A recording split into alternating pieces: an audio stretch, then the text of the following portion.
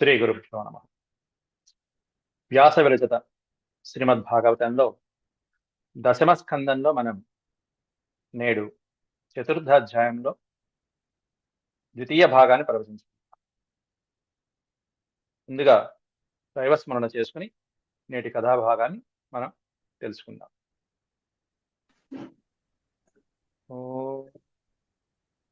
శుక్లాంబరధరం విష్ణుం శశివర్ణం చతుర్భుజం ప్రసన్నవదనం ధ్యాయేత్ సర్వవిఘ్నోపశాంతయే.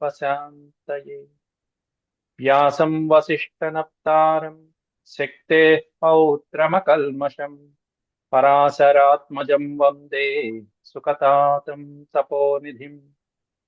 వ్యాసాయ విష్ణురూపాయ వ్యాసరూపాయ విష్ణవే నమో వై బ్రహ్మనిధయే వాసిష్ఠాయ నమో నమః. నారాయణం నమస్కృత్య నరం చైవ నరోత్తమం దేవీం సరస్వతీం వ్యాసం తతో జయముదీరయే.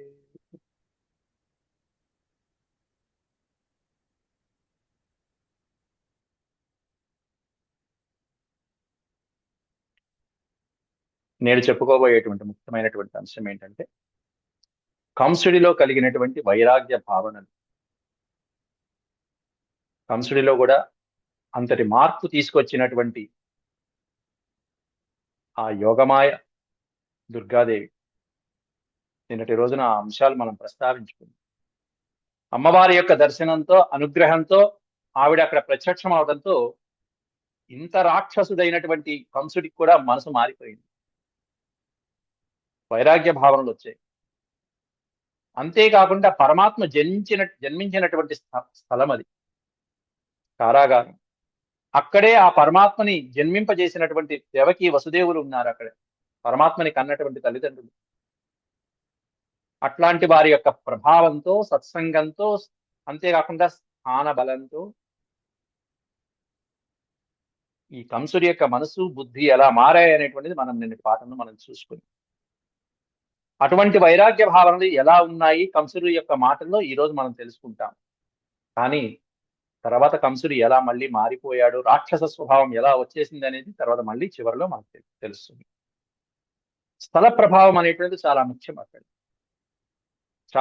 చాలా గొప్ప విషయం. అక్కడ పరమాత్ముడు పుట్టినటువంటి ప్రదేశం. ఇప్పటికీ కూడా మనకి మధుర వెళ్తే అక్కడ ఢిల్లీ దగ్గర ఉన్నటువంటి మధుర బృందావనం దగ్గరే ఉంటాయి. 16-17 కిలోమీటర్లు మధుర నుంచి బృందావనం, అట్లా 20 కిలోమీటర్లు.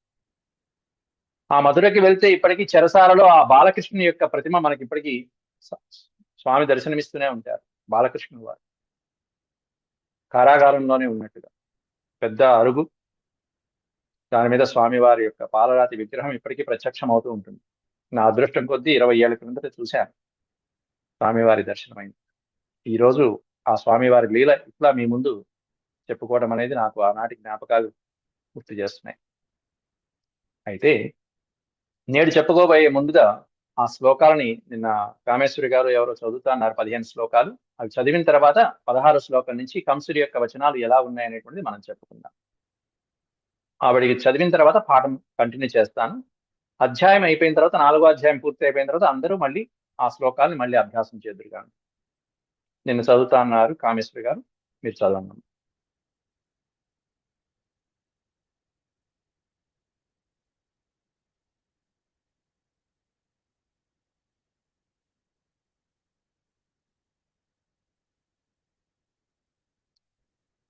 సరే, పాఠం ప్రారంభించుకుందాం, సమయం మించిపోతుంది. శ్రీ సుక ఉవాచ. సుఖబ్రహ్మ పరీక్షిత్ మహారాజుకి ఉపదేశిస్తూ ఈ ఆఖ్యానాన్నంతా చెప్పుకుంటూ వస్తున్నారు. దాంట్లో 16 శ్లోకం నిన్న మనం చెప్పుకున్నాం. సత్వహం త్యక్త కారుణ్య త్యక్త జ్ఞాతి సుహృత్ఫలః కాన్ లోకాన్ వై గమిష్యామి బ్రహ్మహేవ మృతశ్వసన్.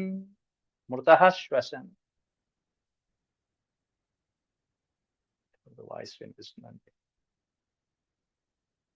ఓకే. నిన్నేమన్నా దేవకి వసుదేవులతో అహో భగిన్యో అహో భామ మయావాం బత పాప్మన, పాపాత్ముడ అయినటువంటి నా చేత, అంతేకాకుండా పురుషాద అనే పదం ప్రయోగించాడు. అంటే పసిపిల్లల్ని పురుషుల్ని హత్య చేసేటువంటి నా చేత హత్య చేసినటువంటి నా చేత ఈ విధమైనటువంటి పిల్లలు హింసించబడ్డారు కదా అని చెప్పి సత్వహం త్యక్త కారుణ్య త్యక్త జ్ఞాతి సుహృత్కలః తాన్ లోకాన్ వై గమిష్యామి బ్రహ్మహేవ మృతశ్వసన్. అటువంటి నేను ఎటువంటి లోకాలు పొందుతానో కదా అంటూ బాధపడుతున్నాడు ఇక్కడ. ఎటువంటి నేను అంటే ఇదిగో మేనల్లుల్ని మేనకోడల్ని కూడా సంహరించడానికి ఉద్యుక్తుడైనటువంటి నేను ఏ లోకాలు పొందుతానో కదా. కాన్ లోకాన్ వై గమిష్యామి, ఇటువంటి నీచుడికి ఎటువంటి లోకాలు రాసి పెట్టున్నాయో కదా అని తనకు తానే అనుకుంటున్నాడు. సత్వహం, సతు ప్లస్ అహం సత్వహం. సత్వహం త్యక్త కారుణ్య, కారుణ్యం త్యక్త, దయా జాలి కరుణ అనేటువంటివి లేకుండా వాటిని విడిచిపెట్టేసినటువంటి వాడినైనా నేను.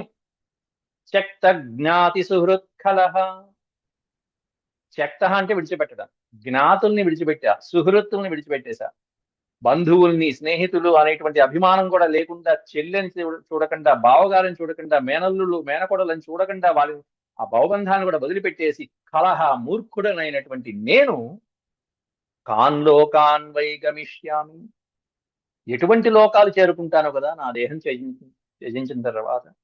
కాబట్టి ఇది బ్రహ్మహేవ మృతశ్వసన్, ఇది బ్రహ్మహత్యా దోషమే అవుతుంది. శిశుహత్య, భ్రూణహత్య, అటువంటి ఆ హత్య బ్రహ్మహత్యా దోషమే చుట్టుకుంటుంది. కాబట్టి బ్రహ్మహత్యా దోషం చేసినటువంటి వాళ్ళు ఏ లోకానికి వెళ్తారో ఆ లోకానికి నేను చేరుకుంటాను కదా. అట్లాంటి నేను మృతశ్వసన్, జీవన్మృతుడి నా నేను ఇప్పుడు మీ ముందు జీవించి ఉన్నట్టుగా నేను కనిపిస్తున్నా, కానీ నేను మృతప్రాయుణ్ణి, నేను మరణించినట్టు వాడితో సమానమే కదా అని చెప్పి కంసుడిలో వచ్చిన పరివర్తన చూశారా. ఇంకా అత్యద్భుతమైన వైరాగ్య శ్లోకాలు ఉన్నాయి ఇప్పుడు. అంతేకాకుండా ఇక్కడ దైవమప్యనృతం వ్యక్తి, అసలు మీ పట్ల ఇంత దురాగతానికి ఎందుకు ఒడిగట్టానంటే మనుషులే కాదు దైవం కూడా అసత్యాలు చెప్తూ ఉంటాయనేటువంటి ఒక అపోహతో ఈ విధమైనటువంటి దుశ్చర్యకి పాల్పడ్డానంటూ కంసుడు కాస్త కప్పిపుచ్చుకుంటున్నాడు. దైవమప్యనృతం వ్యక్తి వక్తి నమర్త్యాయేవ కేవలం యద్విశ్రంభాదహం పాపః స్వసుర్ నిహతవాంఛిసూన్. దైవమపి అనృతం వక్తి, వక్తి అంటే పలకటం. దైవం కూడా అనృతం, అనృతం అంటే అసత్యం పలుకుతుంది కదా.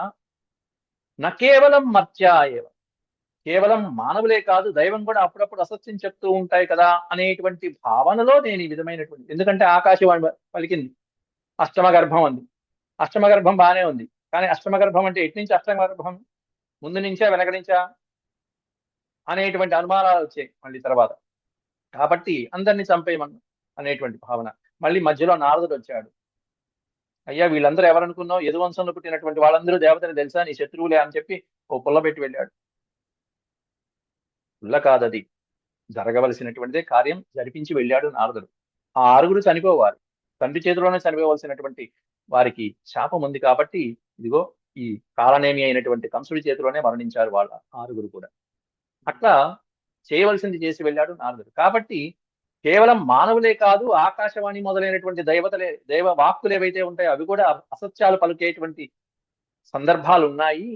యద్విశ్రంభాదహం పాపః అనేటువంటి విశ్రంభంతో, ఆ నమ్మకంతో, ఆ అపోహతో పాపాత్ముడు అయినటువంటి నేను స్వసుర్ నిహతవాన్ శిశూన్, నిహతవాన్ అంటే సంహరించడం, శ్వశుహు నా మేనల్లుళ్ళు అయినటువంటి వాళ్ళు, శిశువులైనటువంటి ఆ చిన్న బిడ్డల్ని వాళ్ళందరినీ కూడా సంహరించేశాను కేవలం ఈ ఒక్క అపోహతోనే అంటూ కంసుడు కారణం చెప్పాడు అక్కడ. దేనికంటే దైవం కూడా అసత్యం ఆడుతుందేమో అనేటువంటి భయంతో ఇట్లా చేశాను అని. నేను కాబట్టి దుర్మార్గుణ్ణి కాబట్టి నేను ఇలా చేశాను, కానీ మీరు బాధపడక, ఎందుకంటే జరగవలసింది జరిగింది అంటూ మళ్ళీ దేవకి వసుదేవులు ఇద్దరికీ కూడా వైరాగ్యాన్ని బోధిస్తున్నాను. వీడు తెలుసుకోవడమే కాకుండా పక్క వాళ్ళు కూడా బోధిస్తున్నాడు ఆ వైరాగ్యం. మీరేం బాధపడమాకండి, ఎలా జరగాలో అలా జరిగింది కర్మ అని అనుకోండి. మా శోచంతం మహాభాగా వాత్మజాన్ స్వకృతం భుజ. ఇక్కడ మహాభాగావాత్మజాన్ అనే పదాన్ని విడతీసుకుంటే గనక ఈ వా అనేటువంటిది పోతుంది. మహాభాగౌ ఆత్మజాన్ అనే పదం వస్తుంది. వా అనే అక్షర స్థానంలో ఇటు పక్కన ఔకారం వెళ్ళిపోతుంది, అటు పక్కన ఆకారం మిగులుతుంది. మహాభాగం అంటే మహానుభావులైనటువంటి మీరిద్దరూ ద్వివచనం వాడారు. మా శోచంతం, శోచంతం మాస్తు, మీరేం చింతించకండి, మీరేం బాధపడమాకండి అంటూ దేవకి వసుదేవులకి చెప్తున్నాడు. 6 బిడ్డల్ని కోల్పోయినటువంటి తల్లిదండ్రులు బాధపడద్దని చెప్తున్నాడు చూడండి కంసుడు. మా శోచంతం మహాభాగౌ ఆత్మజాన్ స్వకృతం భుజ. ఆత్మజాన్, నీ కుమారులు, నీ ఆత్మజులు ఎవరైతే ఉంటారో, ఆత్మతో జన్మించిన వాళ్ళు ఆత్మజులు. నీ ఆత్మజులు ఎవరైతే ఉంటారో స్వకృతం భుజ. స్వకృతం అంటే వాళ్ళు చేసుకున్న కర్మానుసారంగా వాళ్ళు అనుభవించారు. భుజ అనుభవించడం అయిపోయింది. అది వాళ్ళ ప్రాకృతం. పూర్వకర్మని అనుభవించారని మీరు భావించండి. స్వకృతం అంటే అది పూర్వకర్మ. స్వకృతం భుజ జంతవో న సదైకత్ర దైవాధీనాస్తదాసతే. జంతవో, జంతవ అంటే ప్రాణులు, కేవలం జంతువులు అనే అర్థం తీసుకోకూడదు అక్కడ. ప్రతి ప్రాణి, మనము జంతువులమే. జంతవ అంటే జీవులు ఏవైతే ఉంటాయో, ప్రాణులు ఏవైతే ఉంటాయో అవన్నీ కూడా న సదైకత్ర దైవాధీనాస్తదాసతే, అన్ని కూడా దైవాధీనం మీద ఆధారపడి ఉంటాయి. విధి ప్రకారం, కర్మ ప్రకారం ఏది ఎలా, ఎప్పుడు ఎలా, ఏం జరగాలో అలా జరుగుతూ ఉంటాయి. ప్రతి ప్రాణికి కూడా అలా విధి రాసి పెట్టేసి ఉంటుంది. దాని ప్రకారం వాళ్ళు పూర్వకర్మని అనుసరించి వాళ్ళు వెళ్ళిపోయారు. మీరు బాధపడమాకండి. భూమి మీద అన్ని ప్రాణులకి అన్నీ అలాగే జరుగుతూ ఉంటుంది. భువి భౌమాని భూతాని యథా యాంత్యపయాంతి చ. యాంతి అపయాంతి, వెళ్ళేవి వచ్చేవి, జన్మించినవి మరణించినవి, మళ్ళీ జన్మించినవి మళ్ళీ మరణించినవి, మళ్ళీ పుట్టినవి మళ్ళీ పోయినవి, మళ్ళీ ఇవన్నీ కూడా యాంతి అపయాంతి, వస్తూ ఉంటారు పోతూ ఉంటారు భూమి మీద. భువి భౌమాని భూతాని యథా యాంత్యపయాంతి చ నాయమాత్మా తదైతేషు విపర్యేతి యథైవ భూః. ఎంత వైరాగ్యం, ఎంత ఆత్మతత్వాన్ని చెప్తున్నాడు చూడండి. భూమి మీద శాశ్వతమైనది ఏంటంటే ఆత్మ ఒకటే శాశ్వతం. ఈ దేహాలు అనేటువంటి వస్తూ ఉంటాయి, పోతూ ఉంటాయి. అనేక రకాలైనటువంటి మేకప్లు వేసుకుంటూ ఉంటాం, వెళ్తూ వదులుతూ ఉంటాం. భగవద్గీతలో చెప్పినట్టుగానే వాసాంసి జీర్ణాన్ని యథా విహాయ, వదిలిపెట్టేసి కొత్త దేహాలు, కొత్త మేకప్లు వేసుకుంటూ ఉంటాం, కొత్త వస్త్రాలు ధరించినట్టే. కానీ ఆత్మ శాశ్వతం అని చెప్తున్నాడు ఇక్కడ ఈ శ్లోకంలో. అటువంటి శ్లోకం ఇది. ఆత్మే శాశ్వతము. ఎందుకంటే పంచభూతాత్మకమైనటువంటి శరీరాలతో నిర్మించబడినటువంటి ఈ జీవులు భువి భౌమాని, భౌమాని అంటే అది భూమి మొదలైనటువంటి పంచభూతాత్మకమైనటువంటి ఈ ప్రాణులు ఏవైతే ఉంటాయో భూమి మీద యథా యాంత్యపయాంతి చ. యాంతి అపయాంతి, వస్తూ ఉంటాయి పోతూ ఉంటాయి ప్రాణులు. కానీ ఏ విపర్యయము లేనటువంటిది ఏదైతే ఉందో, విపర్యేతి, విపర్యయము అంటే వికారములు, ఎటువంటి వికారము లేకుండా నిశ్చలంగా ఉండేది ఏమిటంటే ఆత్మ ఒక్కటి. నా అయమాత్మ, నా ప్లస్ అయం ఆత్మ, 3 పదాలు ఉన్నాయి. అయం ఆత్మ నా విపర్యేతి. ఈ ఆత్మ అనేది ఉంది చూశారు, ఇది మాత్రం నా విపర్యేతి, ఎటువంటి వికారాలు చెందదు. ఎటువంటి వికారములు అంటే పుట్టడము చావటము అనేటువంటిది, సుఖము దుఃఖము అనేటువంటిది వికారాలు ఈ ఆత్మకు ఉంది, దేహానికి ఉంది. నాయమాత్మా తథైతేషు విపర్యేతి యథైవ భూః. అది నిశ్చలం, అది శాశ్వతమైనటువంటి, అది పరబ్రహ్మతత్వం అంటూ కంసుడు చెప్పినటువంటి మాట. కంసుడి నోట ఇంత అద్భుతమైనటువంటి మాటలు పలికించాడు వ్యాస భగవానుడు. యథా నేవం విదో భేదో యత ఆత్మ విపర్యయః దేహయోగ వియోగౌ చ సంస్కృతిర్ న నివర్తతే. అసలు దేహాన్ని ఆత్మగా భావించేటువంటి వాళ్ళు ఏమవుతారు అనేటువంటి చెప్తారు. ఈ దేహమే ఆత్మ, ఈ దేహమే పరమాత్మ అని భావించేటువంటి వాళ్ళు ఏమవుతారు వాళ్ళందరూ అనేది ఈ శ్లోకంలో వివరిస్తున్నారు. యథానేవం విధో భేదో యత ఆత్మ విపర్యయః. ఆత్మకి ఎటువంటి విపర్యయాలు ఉండవు, కానీ అలా ఉంటాయనుకునేవాడు ఈ ఆత్మే దేహము, దీనికి విపర్యయాలు ఉంటాయి. యథాన్ ఏవం విధో భేద, ఈ విధమైనటువంటి భేదాలు కలిగినటువంటి శరీరానికి అది ప్రత్యక్షంగా కనిపిస్తున్నా కూడా నమ్మలేనటువంటి మూర్ఖుడు ఉంటాడు చూసారా, అటువంటి వాడు దేహ యోగ వియోగౌచ. ఈ దేహం యోగము వియోగం అంటే వాడు మళ్ళీ పుడుతూ ఉంటాడు, చస్తూ ఉంటాడు, ఈ సంసారమైనటువంటి సముద్రంలో మళ్ళీ కొట్టుకు మిక్కాడుతూనే ఉంటాడు. అట్లాంటి వాడు దేహ యోగ వియోగోచ సంస్కృతిర్న నివర్తతే. అట్లాంటి వాడు మళ్ళీ ఈ సంస్కృతి, ఈ సంసారం అనేటువంటి సాగరం నుంచి నా నివర్తతే, మళ్ళీ తిరిగి బయట పడలేడు. వాడికి మోక్షం అనేది ఉండదు. ఇంకా ఈ దేహమే పరమాత్మ అని ఎవరైతే అనుకుంటారో, ఆత్మ లేదు ఏమి లేదు ఇదే ఆత్మ అని ఎవరైతే అనుకుంటారో, అట్లాంటి వాడికి సంస్కృతిర్న నివర్తతే, ఇక వాడికి మోక్షం అనేది ఉండదు ఇక వాడి జీవితంలో అని ఆయనే కంసుడే చెప్తున్నాడు. అంతేకాకుండా కర్మఫలం అనేటువంటిది నీ పిల్లలు అనుభవించారు కాబట్టి వాళ్ళ కర్మ వాళ్ళు అనుభవించారు, నువ్వేం బాధపడమాకు అంటూ సోదరికి చెప్తున్నాడు. తస్మాత్ భద్రే, భద్రే అంటే శుభకరమైన దాన అని స్త్రీవాచకం. అది భద్రే అంటే చాలా గొప్ప వాచకం. అది స్నేహితులకి కూడా వాడచ్చు. భద్ర పుంలింగం, భద్రే స్త్రీలింగం. తస్మాత్ భద్రే స్వతనయాన్ మయా వ్యాపాదితానపి మానుషోచయత సర్వః స్వకృతం విందతే వశః. స్వకృతం విందతే, వాళ్ళు వాళ్ళ కర్మల్ని అనుభవిస్తున్నారు. ఈ కుమారులైన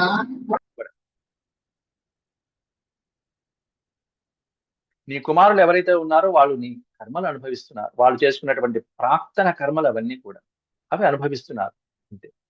మానుసోచ, మా ప్లస్ అనుసోచ, నువ్వేం శోకించమాత్రాన్ని, విచారించమా. యత ఎందువలనంటే సర్వ, ఆ చనిపోయినటువంటి నీ బిడ్డలు ఎవరైతే ఉన్నారో వాళ్ళు స్వకృతం విందతే వశః, వాళ్ళ కర్మల్ని అనుభవించాల్సింది అనుభవిస్తున్నారు. తస్మాత్ భద్రే, ఓ మంగళకరమైన దాన, స్వతనయాన్ మయా వ్యాపాదితాన్ అపి, నీ కుమారుడు నా చేత చంపబడినప్పటికీ కూడా, మయా అంటే నా చేత, వ్యాపాదిత సంహరించబడినప్పటికీ కూడా వాళ్ళు వాళ్ళ కర్మ ఫలితాలు అనుభవించాల్సి ఉంది, అనుభవించారు. కాబట్టి నువ్వు చింతించమా అంటూ చెల్లికి బోధిస్తున్నాడు. ఇంత జ్ఞానం వాడికి ఎలా వచ్చిందంటే అమ్మవారి యొక్క దర్శనం కలిగింది. నేను అష్టభుజాలతో అమ్మవారి యొక్క దర్శనం అయింది. అమ్మవారిని సాక్షాత్తు దర్శనం చేసుకున్నటువంటి రాక్షసుడైనా వాడికి అట్లాంటి దర్శనం ఇచ్చింది ఆ తల్లి. చూడండి మరి, అట్లాంటి వాడికి కలిగింది. దాంతో అమ్మవారి యొక్క దర్శనంతోనూ, ఇటు సజ్జన సాంగత్యంతోనూ, స్థల ప్రభావంతోనూ వాడి బుద్ధి మారిపోయింది. దాంతో వేదాలు వల్లిచ్చినట్టుగా ఆత్మజ్ఞానాన్ని బోధిస్తున్నాడు బావకిను సోదరికి.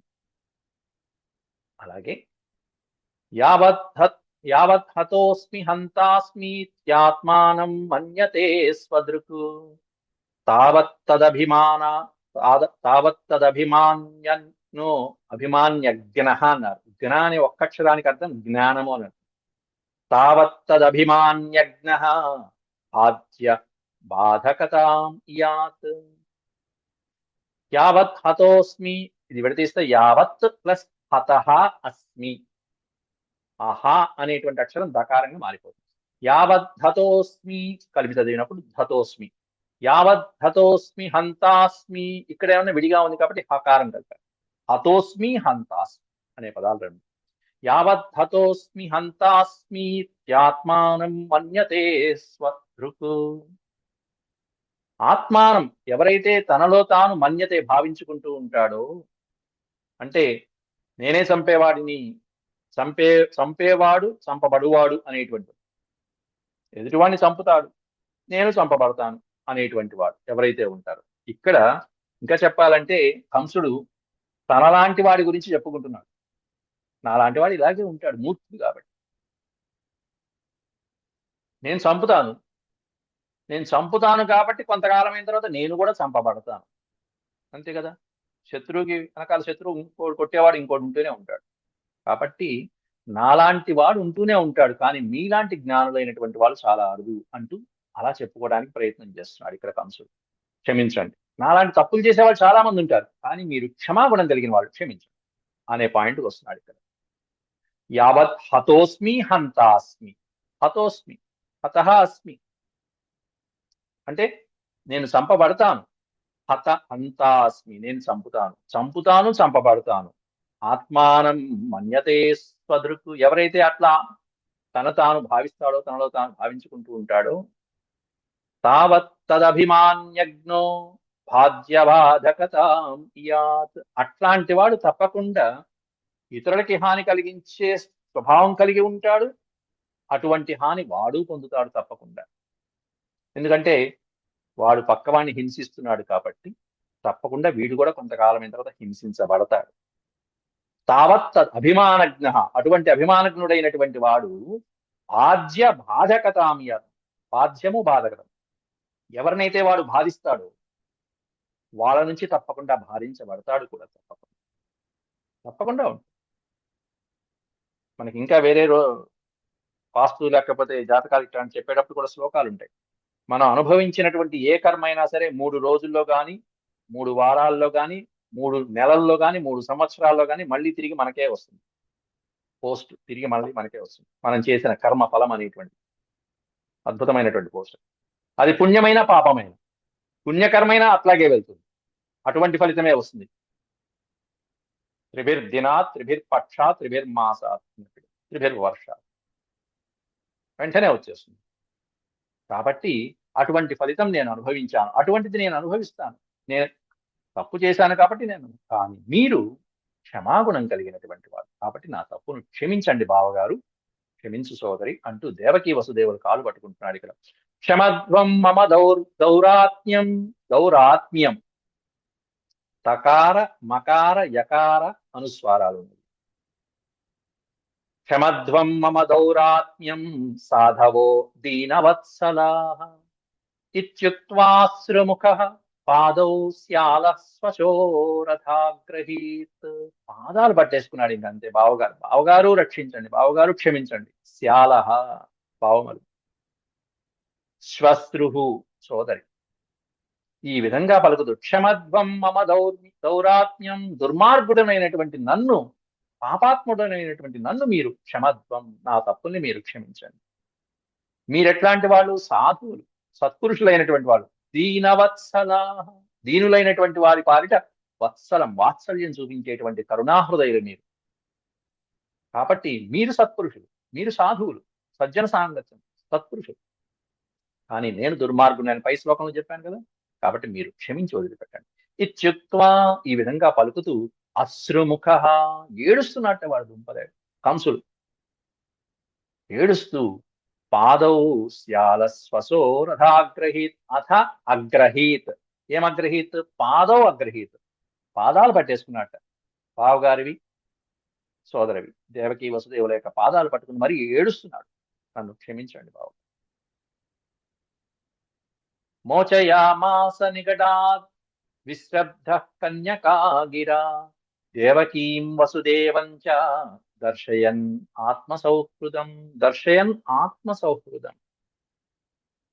అసలైతే ఈ ప్రభావం అంతా ఎందుకు వచ్చిందనేది ఇక్కడ వ్యాసుల వారే ఆ శ్లోకంలో చెప్తున్నారు. ఇక్కడ కన్యకా గిరా, గిరా అనే పదానికి అర్థం వాక్కులు. కన్యకా గిరా అంటే ఆ అష్టమ గర్భంలో జన్మించినటువంటి కన్య ఎవరైతే ఉన్నారో ఆవిడ, అంటే యోగమాయ యొక్క, దుర్గామాత యొక్క వాక్కుల ప్రభావంతో వీటిలో వచ్చిన మార్పు. మోచయామాస, ఆవిడ చెప్పినట్టు యొక్క వాక్కుల్ని ఆధారంగా చేసుకుని ఇక్కడ కంసుడు వీళ్ళిద్దరిని విడిచిపెడుతున్నాడు చెరసాల నుంచి, చెర నుంచి విడిచిపెడు. ఆ గొలుసులతో బంధించబడి ఉన్నారు. వీడు రాగానే ముందు ఆ గొలుసుని తీసేశాడు. ఎప్పుడంటే అమ్మవారు అదృశ్యం అయిపోగానే, చెప్పవలసింది చెప్పి అమ్మవారు అదృశ్యం అయిపోగానే వెంటనే వీడు గొలుసులు తీశాడు. ఇప్పుడు విడిచిపెడుతున్నాడు. మోచయామాస నికటాత్, నికటాత్ ఆ చెరసాల నుండి ఆ బందీగా ఉన్నటువంటి సంఖ్యల నుంచి విడిపించేస్తున్నాడు. విశ్రబ్ధ కన్యకాగిర, విశ్రబ్ధ అంటే నమ్మకం. దేని మీద నమ్మకం అంటే అమ్మవారు పలికినటువంటి, దుర్గమ్మవారు పలికినటువంటి యొక్క వాక్కుల మీద నమ్మకం ఉంచి ఇగో వీళ్ళిద్దరిని వదిలిపెట్టేస్తున్నారు. ఏం పలికింది ఆవిడ? ఊరి వెధవా, పిల్లల్ని చంపి ఏం ప్రయోజనం రా, ఇప్పటికే నిన్ను సంహరించవలసినటువంటి ఆ అష్టమ గర్భం స్వామి పుట్టే ఉన్నాడు, పరమాత్ముడు జన్మించే ఉన్నాడు, సురక్షితంగా ఉన్నాడు, నీకు సావు తప్పదని చెప్పేసింది ఆవిడ. సావు తప్పదని చెప్పేటప్పటికి వీడిలో వైరాగ్యం కలిగింది. ఆవిడ దర్శన భాగ్యం ఇంకోటి.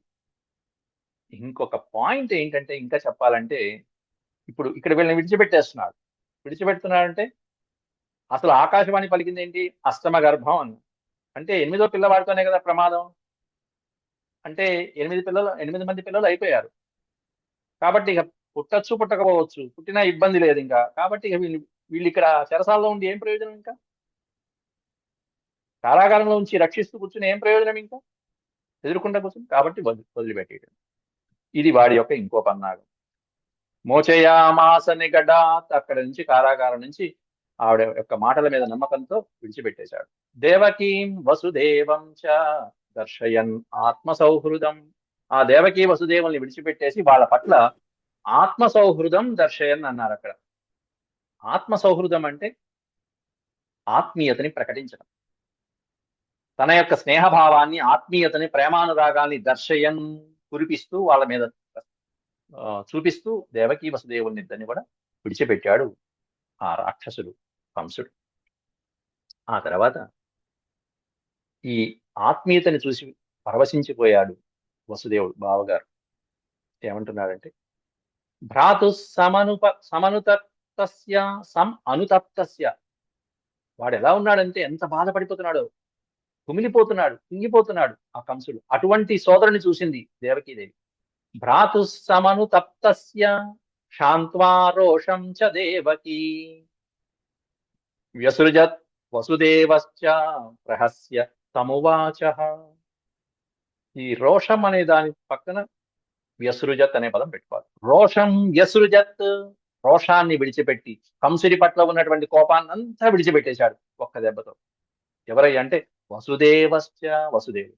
వసుదేవుడు రోషం వ్యసృజ్య, విడిచిపెట్టేశాడు. కంసుడి మీద ఉన్నటువంటి కోపం అంతా పోయింది. ఇది మంచివాడు సజ్జనులు అంటే. 6 కుమారుల్ని సంహరించాడా, జైల్లో పెట్టి ఈ విధంగా ఇబ్బంది పెట్టాడా, అసలైతే దేవకినే సంహరించబోయాడా, ఎన్ని ఉపాయాలతో చేసుకుంటూ వచ్చాడు వసుదేవుడు. అట్లాంటి కంసుడి మీద ఒక్క క్షణంలో 4 శ్లోకాలు మాయమాటలు చెప్పేటప్పటికి కరిగిపోయి రోషం, కోపం అంతా దిగిపోయి ప్రేమను కురిపిస్తున్నాడు. ఇక్కడ చిరునవ్వుతో పలకరిస్తున్నాడు ఇక్కడ వసుదేవుడు. ఇది ఔన్నత్యం అంటే, ఇది గొప్పతనం అంటే, ఇది క్షమాగుణం అంటే. రోషం వ్యసృజ, మరొకసారి, భ్రాతు సమనుతప్తస్య శాంత్వా రోషం చ దేవకీ వ్యసృజత్ వసుదేవశ్చ ప్రహస్య తమువాచ. దేవకీదేవి అనుతప్తస్య భ్రాతు, తపించిపోతున్నటువంటి, అలా బాధపడుతూ తపించిపోతున్నటువంటి సోదరుని శాంత్వా, క్షమించేసింది సోదరి కాస్త. ఈయనేమన్నా వసుదేవుడన్నా రోషం వ్యసృజ్య వసుదేవ ప్రహస్య, ప్రహస్య హాసం, చిరునవ్వు, చక్కగా చిరునవ్వుతో ఏం పర్వాలేదు బాబా, బాధపడ మాకు అంటూ తం ఉవాచ, ఈ విధంగా పలుకుతున్నట్ట. ఉవాచ అంటే పలకటం. ఆ కంసుడితో వసుదేవుడు పలుకుతున్నటువంటి మాటలు ఏమిటయ్యా అంటే, మళ్ళీ 3 శ్లోకాలు ఆయన కూడా దైవ సంబంధమైనటువంటి వచనాలు చెప్తాడు. భగవంతుణ్ణి ఎవరు నమ్మరు అనేటువంటి ఈ శ్లోకంలో చెప్పుకుంటూ దాని ముందు యవమేతన్మహాభాగ యథా వదసి దేహినాం అజ్ఞాన ప్రభవాహంతి స్వపరేతి విధాయతః. స్వపరేతి, నిజంగానే నువ్వు చెప్పినట్టు వాళ్ళు వాళ్ళ కర్మను అనుభవించారు. నా కుమారులైనటువంటి వాళ్ళు ఏదైతే కర్మను అనుభవించాలో ఆ కర్మను అనుభవించారయ్యా. ఇంతవరకు నువ్వు చెప్పినటువంటి మాటలన్నీ నిజమే. ఏవమేతన్ మహాభాగ అంటూ, మహాభాగ అంటూ సంబోధించాడు కంసుణ్ణి. హే మహానుభావ, యథా వదసి, నువ్వేదైతే చెప్పావో అదంతా ఏవం ఏతత్, అది సత్యమే, అదంతా సత్యమే. ఏదైతే చెప్పాడో దేహినాం, దేహదారులైనటువంటి వాళ్ళ గురించి నువ్వు ఏదైతే పలికావో ఇందా, అవన్నీ సత్యములు, అక్షర సత్యాలు, నిజమే. అజ్ఞాన ప్రభవాహంతి, అజ్ఞాన ప్రభవాహంతి అంటే ఈ దేహమే ఆత్మ, ఈ దేహం నాది అనేటువంటి అహంకార మమకారాలతో కొంతమంది ఉంటారు, అది అజ్ఞానం. ఆ అజ్ఞానాంధకారాల వలన ఏర్పడినటువంటి అహంకారం వలన వాళ్ళకి స్వపర అనేటువంటి భేదం తెలియదు. వాళ్ళకి స్వపరేతి భిదాయత, స్వపరేతి అనే పదానికి అర్థం స్వపర, తనవాడు పరవాడు పరాయివాడు అనేటువంటి భేదం అనేటువంటి వాళ్ళకి తెలియదు. ఎందుకంటే అహంకారం. ఆ అహంకారం దేని వలన వస్తుందంటే అహంకార మమకారాలు ఏవైతే ఉంటాయో ఆ మమకారాదుల వలన వచ్చేటువంటివి, స్వాభిమానాల వల్ల వచ్చేటువంటివి, వాటి వలన అజ్ఞాన ప్రభావాత్ అన్నాడు. అటువంటి అజ్ఞాన ప్రభావం వల్ల కలిగినటువంటి స్వపర భేదం తెలియకపోవడం అనేటువంటి అజ్ఞానం వల్ల ఇట్లాంటివి కొంతమందికి ఒక్కోసారి వస్తుంటే, అలా నీకు వచ్చింది కాసేపు అంతే, ఇప్పుడు పోయింది, ఇప్పుడు మంచివాడి అయిపోయాడు. అంతేకాకుండా భగవంతుడు అనేటువంటి వాడు, భగవంతుడిని నమ్మనటువంటి వాడు ఎవరంటే ఇక్కడ ఒక లిస్ట్ ఇచ్చేస్తున్నాడు. ఈ లిస్ట్ లో ఉన్నటువంటి వాళ్ళు ఎవ్వరు భగవంతుడిని నమ్మరు. శోక హర్ష భయద్వేష లోభ మోహ మదాన్వితా, వీళ్ళెవ్వరూ భగవంతుని నమ్మరు. మిథోఘ్నంతం న పశ్యంతి భావైర్భావం పృథక్, పృథగ్ధృష మిథ. మిథ అంటే అసత్యం. వీళ్ళు ఏం నమ్ముతారంటే దేహము, దేహం మీద మమకారము, ఇవన్నీ వీటి మీద పడిపోయి ఉంటుంది. అందుకే వాళ్ళకి సుఖ దుఃఖాలు, ఈ ద్వంద్వాలు ఏవైతే ఉంటాయో అవి తొందరగా వచ్చేస్తూ ఉంటాయి. శోకం వస్తుంది, హర్షం వస్తుంది, రెండు పక్క పక్కనే ఉంటాయి. కాసేపు ఇది, కాసేపు అది బాధపడుతుంటారు, కాసేపు సంతోషంగా ఉంటుంటారు. శోక హర్ష భయద్వేష లోభ మోహ మదాన్విత. భయము, ద్వేషము, మోహము, మదము మొదలైనటువంటివన్నీ ఎవరైతే ఉంటారో, ఎవరిలో అయితే ఉంటాయో అట్లాంటి వాళ్ళు మిథగ్నంత. అట్లాంటి వాళ్ళు ఇదిగో ఈ సంసారం అనే జనన మరణం అనే చక్రంలో పడి కొట్టుకుంటూ ఉంటారు, కొట్టబడుతూ ఉంటారు. వాళ్ళకి నపశ్యంతి భావైర్భావం. ఏ భావములు అయితే ముఖ్యమైనటువంటి మోక్ష భావములు, పరమాత్మ భావాలు ఏవైతే ఉంటాయో ఆ పరమాత్మ భావాల్ని నపశ్యంతి, ఇక వాళ్ళు చూడలేరు, వాళ్ళ తరం కాదు. అందువలన వాటి నుంచి బయటికి రావాలి అంటూ ఈ కంసుడికి చెప్పినటువంటి మాటలు వసుదేవుడు. ఆ తర్వాత సుఖ బ్రహ్మవారు ఇక అక్కడి నుంచి చెప్తున్నారు. కంస ఏవం ప్రసన్నాభ్యాం విశుద్ధం ప్రతిభాషితః దేవకీ వసుదేవాభ్యాం అనుజ్ఞాతో అవిశద్గృహం. ఆ తర్వాత దేవకీ వసుదేవుల యొక్క అనుజ్ఞ తీసుకుని కంసుడు తన గృహానికి వెళ్ళిపోయాట. తన మందిరానికి వెళ్ళిపోయాట. కంస ఏవం ప్రసన్నాభ్యాం. కంసుడు ఈ విధంగా దేవకీ వసుదేవుల చేత ప్రసన్నుడైన చేత వాళ్ళిద్దరు ప్రసన్నులైపోయారు. కంసుడు కూడా ప్రశాంతంగా ఉన్నాడు ఇప్పుడు మనసు. అమ్మయ్య, చంపవలసిన వాళ్ళందరినీ చంపాడు, చంపలేకపోయాడు చివరి వాళ్ళని, ఏం చేయలేకపోయాడు. చివరికి వాళ్ళ తప్పు ఏమి లేకుండా, ప్రజలు నిందించకుండా, మంత్రులు మొదలైనటువంటి వాళ్ళు నిందించకుండా, స్త్రీ హత్య చేశామనే పాపం రాకుండా వీళ్ళని మాత్రం వదిలిపెట్టేశాడు. అది నయానో భయానో, అమ్మవారి యోగమాయ అవ్వచ్చు, లేకపోతే వీడి తెలివితేటలు అవ్వచ్చు. కంస ఏవం ప్రసన్నాభ్యాం విశుద్ధం ప్రతిభాషిత. ఈ విధంగా వాళ్ళని ప్రసన్నం చేసుకుని చక్కగా తెలివైనటువంటి మాటలు మాట్లాడి దేవకీ వసుదేవాభ్యాం వీళ్ళిద్దరినీ కూడా వాళ్ళ యొక్క అనుజ్ఞతో ఇక వాడి యొక్క గృహంలోకి ప్రవేశించాడు. అనుజ్ఞాతో అవిశత్ గృహం. విడతీస్తే ఇక్కడ ఆని అక్షరం. అవిశత్ అంటే ప్రవిశత్, లోపలికి గృహంలోకి, వాడి అంతఃపురంలోకి ప్రవేశించాడు కంసుడు. ఆ తర్వాత ఏం జరిగింది? ఇక్కడి నుంచి వాడి బుద్ధిని వక్రీకరించడానికి దుర్మార్గులైనటువంటి వాళ్ళు చేరతారు. ఇప్పటిదాకా వాడిలో అమ్మవారి యొక్క దైవ భావనలు కలిగాయి. దాంతో వాడిలో ఆత్మతత్వమో పక్కన, వైరాగ్య భావనలో పక్కన, బంధుప్రీతి ఓ పక్కన అన్నీ కలిగాయి సత్సాంగత్యంతో. ఇప్పుడు ఆ సత్సాంగత్యాన్ని మనం కంటిన్యూ చేసుకుంటూ వెళ్తే మనకంతా మంచి జరుగుతుంది. కానీ ఇప్పుడు మళ్ళీ దుర్మార్గుల దగ్గరికి వెళ్తున్నాడు.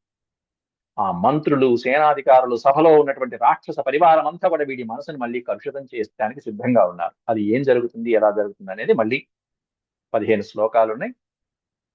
46 శ్లోకాల వరకు రేపటి పాఠంలో అది పూర్తి చేసుకుందాం. 30 నుంచి 46, 16 శ్లోకాలు రేపటి పాఠంలో పూర్తి చేసుకుందాం. అదొక సపరేట్ బిట్ అన్నమాట. ఓం శాంతి శాంతి శాంతి. యదక్షరపద భ్రష్టం మాత్రాహీనం చ యద్భవేత్ తత్సర్వం క్షమ్యతాం దేవనారాయణ నమోస్తే. సర్వం శ్రీకృష్ణార్పణమస్తు. ఓం నమో భగవతే వాసుదేవాయ. నమస్కారం సార్. నమస్కారం.